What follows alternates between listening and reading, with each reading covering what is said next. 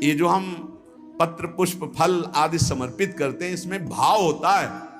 भूखे नहीं हैं, भूखे नहीं भगवान को, बहुत करुणामय है। चाहे हरि हो, चाहे हर हो, चाहे जो भी भगवत स्वरूप हो, बहुत करुणामय है, करुणा का साक्षात स्वरूप है। हमारा संबंध प्रभु से जो है उसको हम स्वीकार नहीं कर रहे, बस खास बातें हैं। और प्रकृति से शरीर का संबंध है, और हम शरीर को मैं मानकर प्रकृति से संबंध माने हुए, परमात्मा से संबंध नहीं। यही बड़ी हानि हो गई।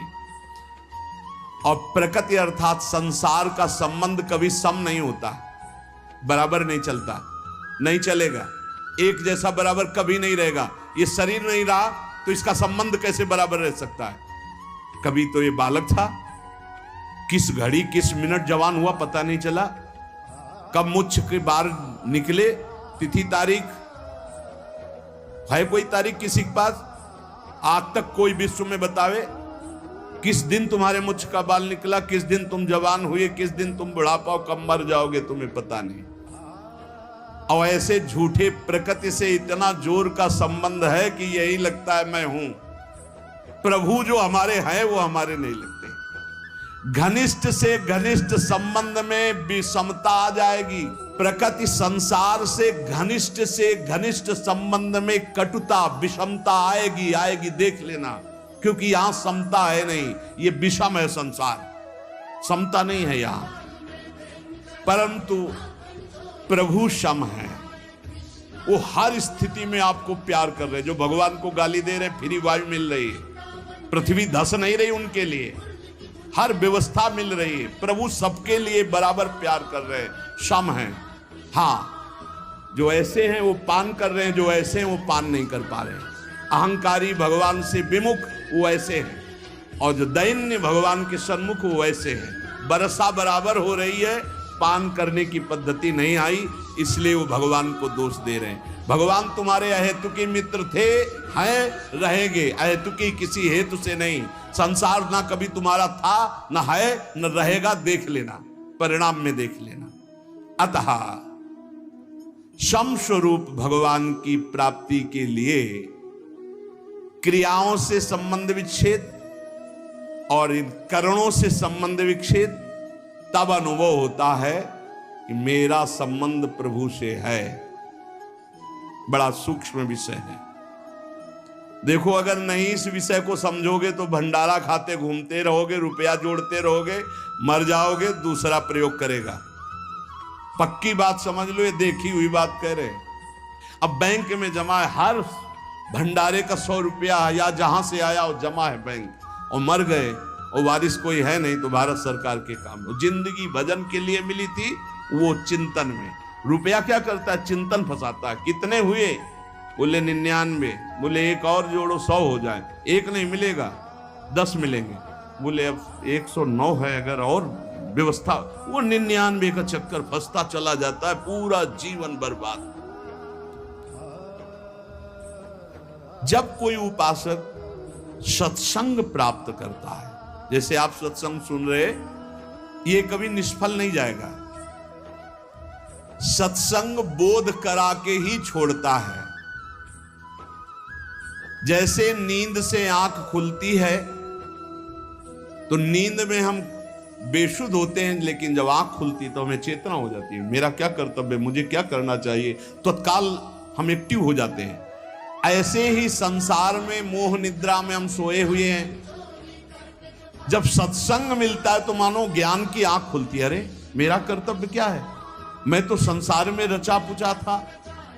आज सत्संग से सुना कि मेरे जीवन का सार है कि हर दोष का त्याग करके भगवान का भजन करते हुए, ठीक से आचरण करते हुए भगवत प्राप्ति करना।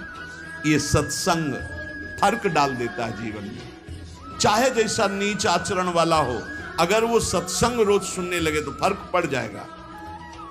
पर यह ध्यान देना, सत्संग शास्त्र सम्मत को ही कहते हैं। आजकल मनमानी जैसा आया वैसा नहीं। तस्मात् शास्त्रम प्रमाणम ते कार्या कार्यो व्यवस्थितौ। कार्य और अकार्य की व्यवस्था शास्त्र प्रमाणित होनी चाहिए, मनमानी नहीं होनी चाहिए। मनमानी को सत्संग नहीं कहते। सत्संग कहते हैं सत शास्त्रों से युक्त, सत महापुरुषों के वाक्यों से मिलान खाए आपके वाक्य, उसे सत्संग कहते हैं। उस सत्संग से निश्चित फर्क पड़ जाएगा, चाहे जितना कोई नीच प्रवृत्ति वाला हो, रोज सत्संग सुने, एक दिन वो परम पवित्र हो जाएगा। विचार करें, जिनके साथ हमने ममता जोड़ी है वो हमारे पहले क्या थे?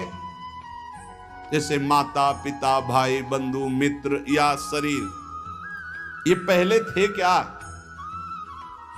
जैसे किसी का 20 वर्ष का शरीर, किसी का 50 वर्ष का, तो आप इसके पहले ना शरीर था आपका ये, और ना शरीर संबंधी थे आपके,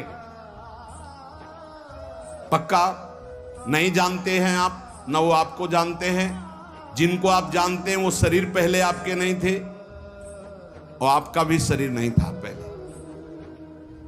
बाद में जब शरीर छूटेगा तो आपका कौन परिचय का आपके साथ जाएगा? ये भूल जाओ, जो लोग वादा करते हैं कि एक जन्म नहीं 7 जन्म तक हमारा तुम्हारा साथ नहीं छूट, और ब्रह्मा को भी फेल करते, काल को भी अधीन किए हुए बोलते हैं, बोले 7 जन्म नहीं, जन्म जन्म तक हम आपके साथ ही रहेंगे। अरे मिनट का तो भरोसा नहीं, जन्म का भरोसा। इन बकवास की बातों में मत फंसो, कोई किसी का साथी नहीं है। एक साथ प्राण त्यागो तो भी अलग अलग गति होगी। ऐसा नहीं कि एक साथ मरे तो विमान आएगा एक साथ बैठाल के कि बहुत समर्पित चित्त हैं, इनके लिए कमरा अलग दे दो, हर व्यवस्था इनकी कर दो। ऐसा नहीं है भाई। हाँ, दोनों एक साथ भगवत प्राप्त हो गए तो हम बातें मान सकते हैं कि दोनों प्रियालाल के समीप पहुंच जाओगे, पर उस समय दो नहीं होगे। उस समय मैं और तू नहीं होगा, केवल प्रभु ही प्रभु। उस समय ये नहीं होगा कि ये हमारा फ्रेंड है, ये सब इसी लोक की स्मृति है, ये स्मृति नहीं रहती। तो जो पहले हमारे नहीं थे, बाद में हमारे नहीं रहेंगे, तो ये बीच में हमारे कितने दिन हैं, ये विचार सत्संग से आता है। पता नहीं बिना कि सुने बाल्यावस्था में इसी विचार ने हमको बाबा जी बनाया, ये सब मरेंगे। पता नहीं कैसी अशांति पैदा थी वो, कि पूर्व जन्म का कोई होगा भजन या कोई ऐसा कृपा प्रसाद, स्कूल से आके जो ही बस्ता टांगते, माता जी सबसे पहले माता जी दिन भर इंतजार करते, वो माँ का स्वरूप होता है। हाँ, जो ही नजदीक सुई लगता है मरेगी, जब माँ मरेगी तब कैसे रह पाएंगे, ये पिता पधारेगा, ये परिवार कौन है मेरा। और जो बात करती नहीं तो ऊपर बस एकांत में चले जाते हो। बस वहाँ संत जन आते थे तो कीर्तन करवाते थे, श्री राम जय राम जय जय राम, श्री राम जय राम जय। एकांत में बैठ श्री राम जय राम जय जय राम, श्री राम जय जय राम। बार बार प्रश्न होता, मेरा कौन है, मेरा कौन है। बस अंदर आने लगा, भाग संसार से भाग, ऐसा आने लगा कि बेचैनी। तो कह रहे सत्संग में यही विचार, अगर सत्संग में आपका विचार नहीं बदला तो सत्संग क्या। सत्संग किया, ममता नहीं छूटी, कामना नहीं छूटी, आपके गंदे आचरण नहीं छूटे तो संत संग ही नहीं है। बकवास, व्यर्थ की वार्ता। यदि आपका परिवर्तन नहीं हो रहा तो सत्संग कैसा। सत्संग से ममता छूटना, कामना छूटना, गंदी बातें छूटना, किसी की ताकत नहीं और कि कामना छोड़ सके, ममता छोड़ सके, राग छोड़ सके, ये सत्संग छुड़ाता है। कहीं भी कभी भी किसी को भी अगर ऐसा लाभ मिला है तो किसी न किसी महात्मा की कृपा रही है। देखो, बचपन में खिलौनों में इतना राग था, अगर एक भी खिलौना हमारा टूट जाए या ना दिया जाए तो कैसा। आज जैसे आपको हंसी आएगी उन्हीं बातों पर, ऐसे ही अज्ञान के खिलौने ये सब हैं। जितने संबंध आप मान रहे हो, जब आपको ज्ञान होगा तो हंसी आएगी इन्हीं बातों पे, कैसा समय व्यर्थ कर रहा था। पर ये ज्ञान वैराग्य से होता है, और ये वैराग्य विवेक से होता है, और ये विवेक सत्संग से होता है। बिन सत्संग विवेक न होए, और होए विवेक मोह भ्रम भागा तब सब विषय विलास विरागा, जहां विषयों से वैराग्य, तो शुद्ध ज्ञान प्रकाशित हो जाता है। इसलिए सत्संग चाहे 10 ही मिनट का हो, रोज सुनना चाहिए। सत्संग से जरूर परिवर्तन होता है। पहले सत्संग से हलचल पैदा होगी, क्योंकि जो हृदय में गंदी बातें हैं उनके ऊपर आक्रमण होगा सत्संग के द्वारा। ये हलचल अगर सत्संग करते रहे तो शांत हो जाएगी, अगर नहीं किया तो फिर फंसा देगी माया में। क्योंकि ऐसे हम देख रहे हैं, जैसे आपने निश्चय किया आज के बाद शराब नहीं पीऊंगा, मांस नहीं खाऊंगा, गंदे आचरण नहीं करूंगा, अब बड़ी हलचल पैदा हुई। वो आपको ऐसी जगह ले जाएगा जहां कम से कम दर्शन ही हो जाए। चूक मत करना। जो हलचल पैदा हुई, मंथन पैदा हुआ, उसमें पहले विष आता है। यतज्ञ विस्मय परिणामे अमृतोपमम, यही विष है आसक्ति। नष्ट कर दो इस आसक्ति को, फिर आप देखना आनंद में डूब जाओगे। ये ज्यादा देर हलचल नहीं रहेगी, बस चलते रहो आगे। अगर लौट पड़े पीछे तो हलचल ही हलचल है, अशांति ही अशांति है। क्या आज तक कोई ऐसा है कि जिसको सत्संग मिला और फर्क ना पड़ा हो? कोई ऐसा नहीं। उसके जीवन में कुछ ना कुछ सुधार परिवर्तन जरूर है जो सत्संगी है। जरूर जरूर फर्क पड़ेगा, जरूर पड़ेगा।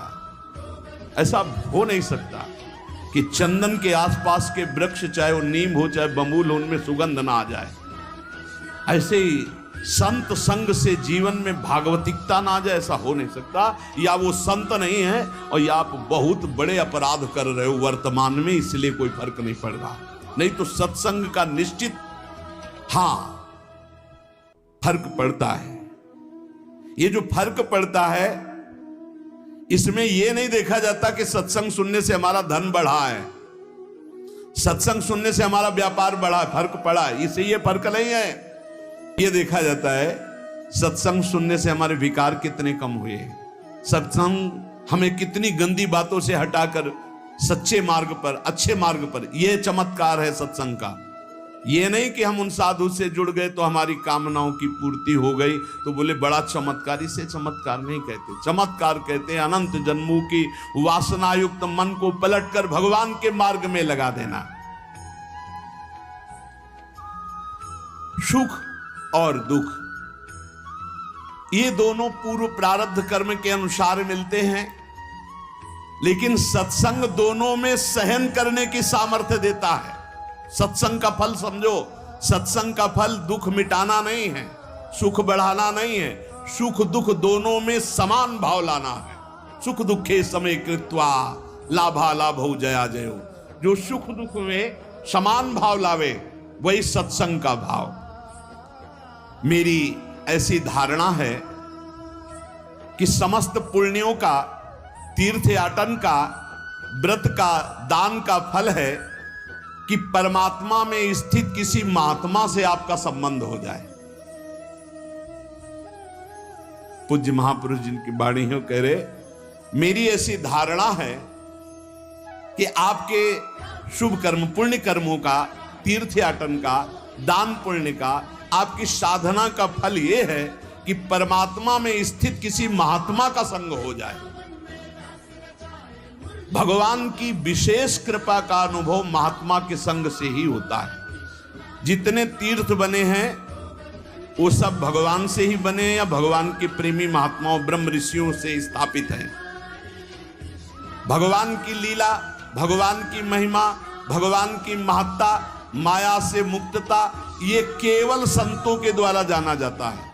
कैसे माया से मुक्त होना है, भगवान की महिमा क्या है, भगवान की लीला क्या है, भगवान की महत्ता क्या है, ये मेरी धारणा है।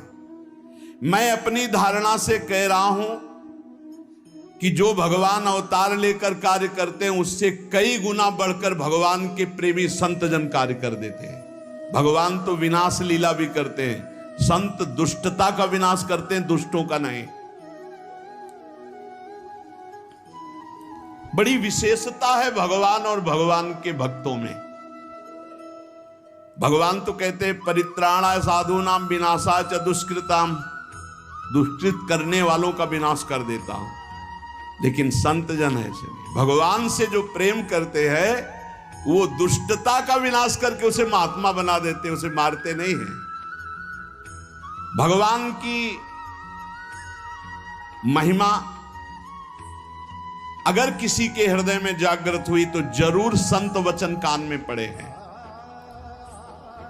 भगवान को बड़ा संतोष होता है जब जीव कभी किसी संत को अपना मान लेता है और भगवान उस पर अपार कृपा करने लगते हैं। ये मेरी धारणा है।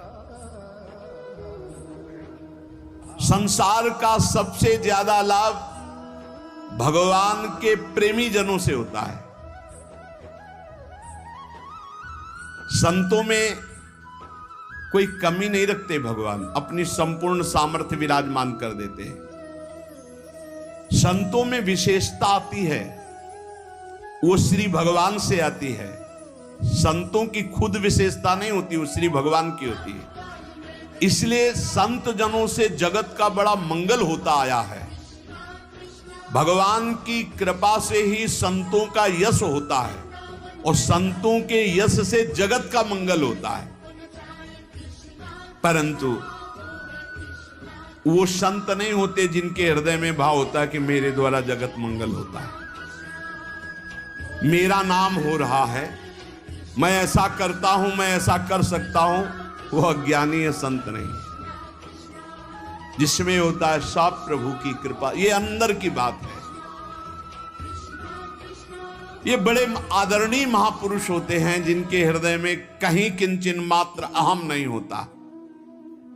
वो बड़ी से बड़ी महिमा को भी अपने प्रभु की देखते हैं, कहीं अपना अस्तित्व नहीं।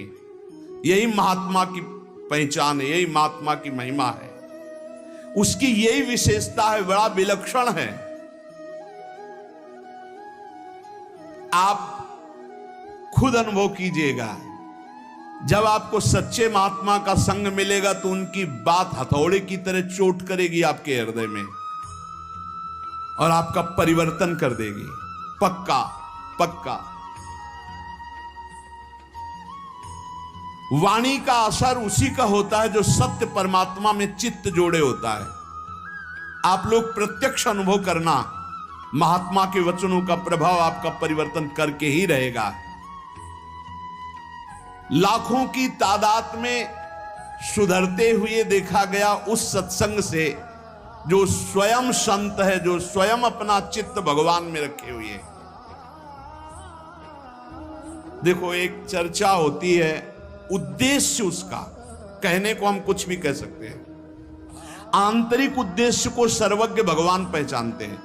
अगर आंतरिक उद्देश्य है भगवान की चर्चा और सबका मंगल, केवल यही उद्देश्य है, निश्चित परिवर्तन होगा। वो आंतरिक उद्देश्य है अर्थ प्राप्ति, भोग प्राप्ति, मान प्राप्ति, भगवत प्राप्ति की कहीं कोई आंतरिक बात, उसका प्रभाव नहीं पड़ेगा। थोड़ी देर मनोरंजन भले हो, प्रभाव नहीं पड़ सकता। भगवान में जिन्होंने चित्त जोड़ दिया, ऐसे संतों की अपार महिमा, अनंत असीम प्रभाव। मेरी वाणी में सामर्थ्य क्या मैं कह सकूं। आज तक संसार में जितनी अच्छाई है, भलाई है, उसमें किसी न किसी महात्मा का उसके जीवन में हाथ है। आज तक किसी का इस संसार से कल्याण हुआ है, उद्धार हुआ है, किसी न किसी महात्मा की शरण में वो गया है। तब ऐसा कोई नहीं है जो महात्मा की शरण में ना हुआ हो और उसका कल्याण हो गया हो, उसमें दैवी संपदा आ गई हो, उसका उद्धार हो गया हो। बड़े भाग्यशाली हैं जिन पर महात्माओं का अपनापन है। महात्माओं से अपनापन पुण्यात्मा, लेकिन जिनका महात्माओं ने अपनापन स्वीकार कर लिया, ये अपने हैं ऐसा जिनके चिंतन में आने लगा, बड़े भाग्यशाली हैं।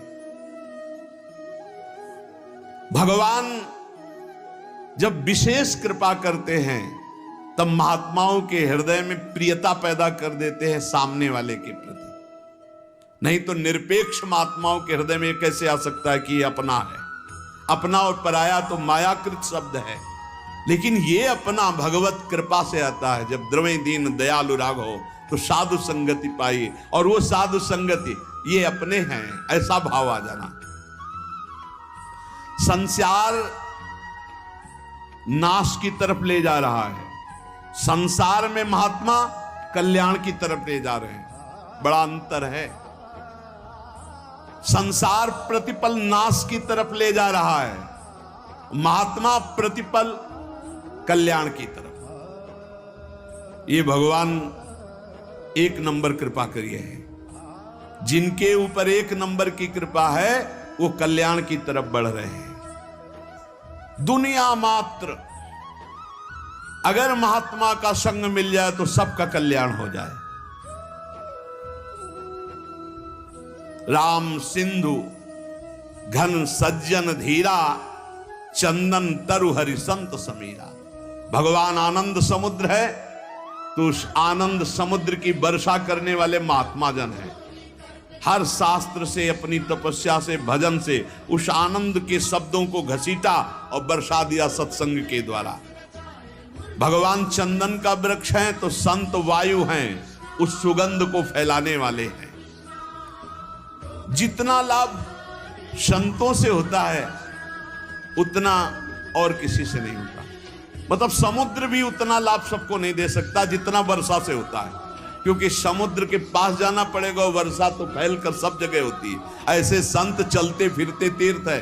भगवान आनंद समुद्र हैं तो आनंद समुद्र तक पहुंचना बड़ा कठिन, तो उस आनंद समुद्र की हर आनंदमयी बात लेकर संत जन प्रवचन के द्वारा, सत्संग के द्वारा संसार को भिगोते रहते हैं भगवत रस में, भगवत आनंद में। आनंद की बाढ़ अगर कहीं आई है तो सत्संगी के हृदय में ही आई है। भगवान के प्रेमी भक्त अगर कोई बने हैं तो संत कृपा से बने हैं। इसलिए अगर किसी को सत्संग प्राप्त हो गया है तो उसे छोड़ना नहीं। ये दुर्लभ वस्तु है। सुतदारा धन लक्ष्मी पापियों के घर होए, संत समागम हरि कथा तुलसी दुर्लभ दोए। महत्संगस तो दुर्लभ हो। भगवान का पूजन करना, भगवान का भजन करना, भगवान का चिंतन करना आज तक किसी के जीवन में आया है तो संत संग से आया है। हम तो ये देख पा रहे हैं कि भगवान से भी अधिक कृपा महात्माओं की जोरदार होती है, क्योंकि भगवान सबके हृदय में रहते हुए भी दुर्गति बंद नहीं हो रही, और संत का सानिध्य प्रगट में मिल गया तो दुर्गति वहीं से रुक जाएगी। बिल्कुल सच्ची बात। हमारा सबसे बड़ा लाभ का केंद्र संत महात्मा है। विश्व का आज तक जो लाभ हुआ वो संतों से हुआ है।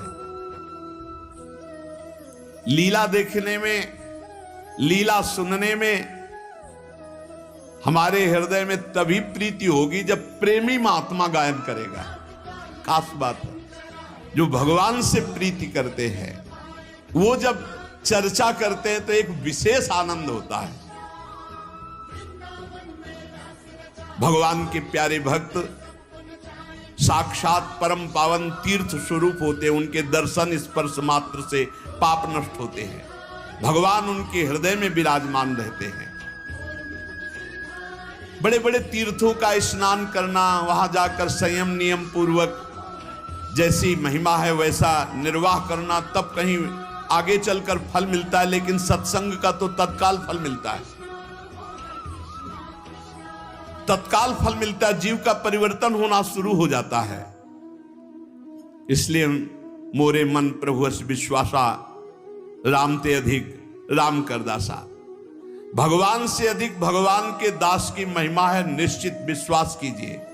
भगवान के दास की महिमा ऐसी है कि उसको भगवान चाहे बाद में मिले, लेकिन भगवान के दास का दासत्व जो ले ले उसको पहले भगवान मिलते हैं। ये खास बात है। दास दासोहम में एक खास बात है। भगवान के दास का आश्रय ले लिया तो उसको भगवान बाद में दुलार करेंगे, पहले दास के दास का दुलार करेंगे। जैसे बिजली का कनेक्शन ना हो, सही कनेक्शन ना हो, बिजली आ भी रही बोर्ड में, आपका स्विच भी सही है, तार भी लगा हुआ है, बल्ब भी सही है, ऑन ऑफ भी कर रहे हो, लेकिन नहीं जलेगा वो। ऐसे ही अगर संत से सही कनेक्शन आपका नहीं है, फिर आप ये शब्द बोल सकते हैं कि मेरा परिवर्तन नहीं हुआ। बल्ब भी सही है, तार भी सही है, स्विच भी सही है, बोर्ड में बिजली भी आ रही, बस थोड़ा और अंदर डालने की जरूरत थी तार, जिससे कनेक्शन हो जाता। कनेक्शन नहीं हुआ तो ऑन करते रहिए, वो जलेगा नहीं। तब आपको लगेगा कि बिजली नहीं है। नहीं, बिजली है, उसमें आपके कनेक्शन की कमी है। यदि मन वचन कर्म से किसी भगवत प्रेमी महात्मा का आश्रय ले लिया जाए तो भगवान की शुद्ध शरणागति बहुत जल्दी प्रकाशित हो जाए। हम तो इतना कहते हैं कि जिनको संत संग मिल गया, भगवान ने सब कुछ दे दिया, अब उनको भगवान को देने के लिए कुछ नहीं बचा। सच्चे संतों का संग मिल गया, सब मिल गया। संकेत मात्र मैं कह रहा हूं आपको कि अगर आपको संतों का संग मिल गया है तो आप प्राणपन से निर्वाह कीजिए, इससे बड़ा कोई लाभ नहीं है। संत समागम सम न लाभ कछुआन, भगवान शंकर कह रहे, उमा संत समागम सम न लाभ कछुआन। कुछ लोग समझते हैं कि संतों को भोजन दे दिया, वस्त्र दे दिया या अमुक अमुक पदार्थ दे दिए तो हम संत सेवी हैं। धोखे में मत रहना। ये आपके अंदर अहंकार बोल रहा है कि मैंने ये दिया, मैंने वो दिया, मैंने वो खवाया, मैंने पियाया, बढ़िया बढ़िया चीज दे दी तो संत प्रसन्न हो जाएंगे। वो संत ही नहीं है जो भगवान किसी और किसी को बढ़िया माने। इन चीजों का महत्व नहीं रहता। जैसे भगवान कहते पत्रम पुष्पम फलम तो यम ये में भक्ता प्रेक्षति, कोई पत्र पुष्प जल कुछ फल दे दे मैं बड़े भाव से खा लेता हूं, तो भूखे थोड़ी है, भाव की बात कर रहे हैं। संत पेटू नहीं होते, जैसा संत चट्टू नहीं होते, संत भोगी नहीं होते, संत विषयी नहीं होते। जो रसेंद्री जनेन्द्री पर विजय प्राप्त किए हुए, जो त्रिभुवन की राज्य लक्ष्मी का त्यागी है, वही तो भगवत प्रेमी है। भला आपकी इन बाहरी सेवाओं का क्या महत्व। वास्तव में यदि कनेक्शन आपको करना है, वही बात कह रहे कि आपने ये सब बाहरी बातें की लेकिन उनकी आज्ञा का पालन नहीं कर रहे, तो आपका कनेक्शन सही नहीं, ऑन बल्ब नहीं जलेगा, आपके अंदर भगवत प्रकाश देवी संपदा नहीं आएगी। और आप कहेंगे मैं बहुत सेवा करता हूं, मैं रुपया देता हूं, मैं भोग सामग्री देता हूं, वस्त्र देता हूं, पर मनमानी आचरण करने वाले का कनेक्शन नहीं माना जाएगा संत से। वो संत ही नहीं है जो बाहरी बातों पर राजी हो जाए। संत राजी होते हैं आज्ञा समन सुसाहिब सेवा, उनकी आज्ञा का पालन करना। कई तरह के संत होते हैं, बड़े बड़े पदों में होते हैं, लेकिन हम जिन संतों की बात कर रहे हैं जिनकी सेवा के लिए भगवान भी लालायित रहते हैं, कभी अवसर मिले और जैसे त्रिलोचन जी के यहाँ अंतर्यामी नौकर बनकर शिखंडिया नामधारी एक नाथ जी के यहाँ सेवा में, तो भगवत प्रेमी महात्मा भगवान भी ललचाते हैं थोड़ी सेवा करने का।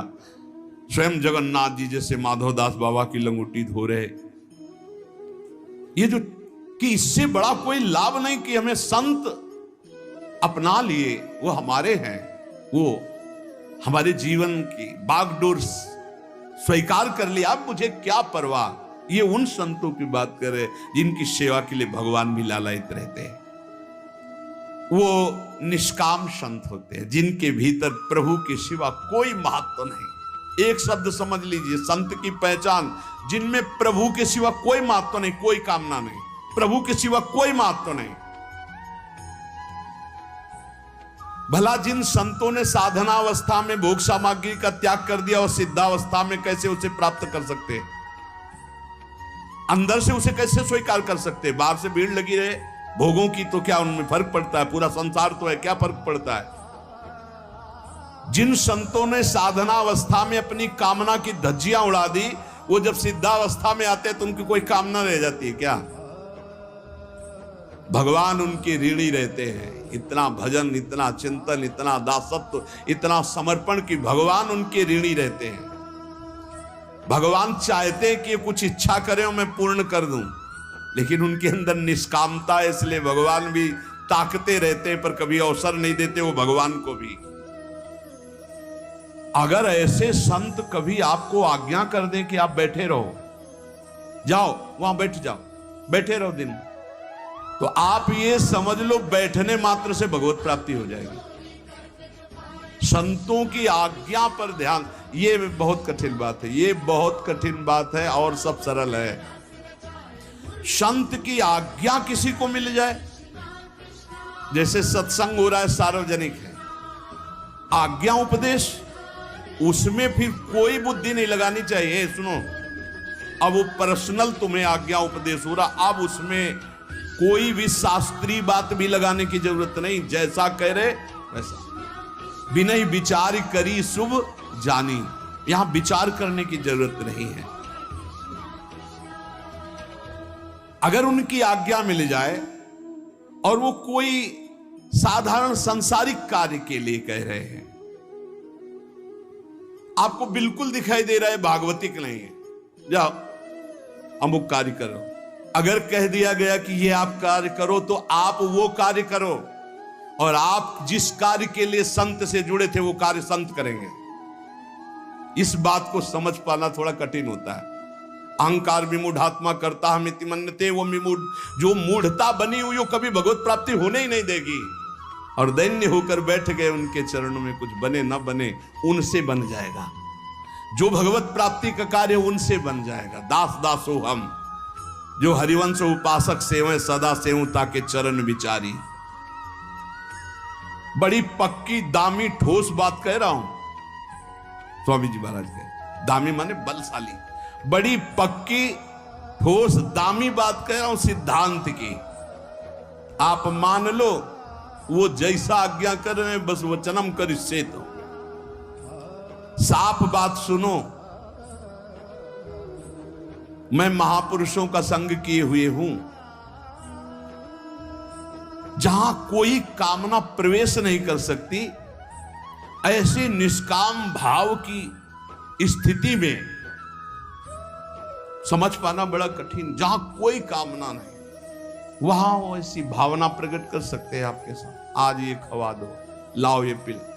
आप ये मत समझ लेना कि खाने पीने ये तो साधन काल में ही सब छूट गया, आज कृपा की है, उन्होंने कह दिया। आप कुछ भी हो, कैसे भी हो, तत्काल दौड़ो और उनकी आज्ञा का पालन कर दो, वो कोई भी आज्ञा करे। और शास्त्र विरुद्ध आज्ञा हो नहीं सकती, बात समझना, क्योंकि सिद्ध पुरुष जो शास्त्र सम्मत चले हैं तो अब तो परिपक्व हो गए हैं, भगवान की बात और उनकी बात में अंतर नहीं होगा। कभी वाम मार्ग का आदेश नहीं हो सकता, शास्त्र विरुद्ध आदेश नहीं हो सकता।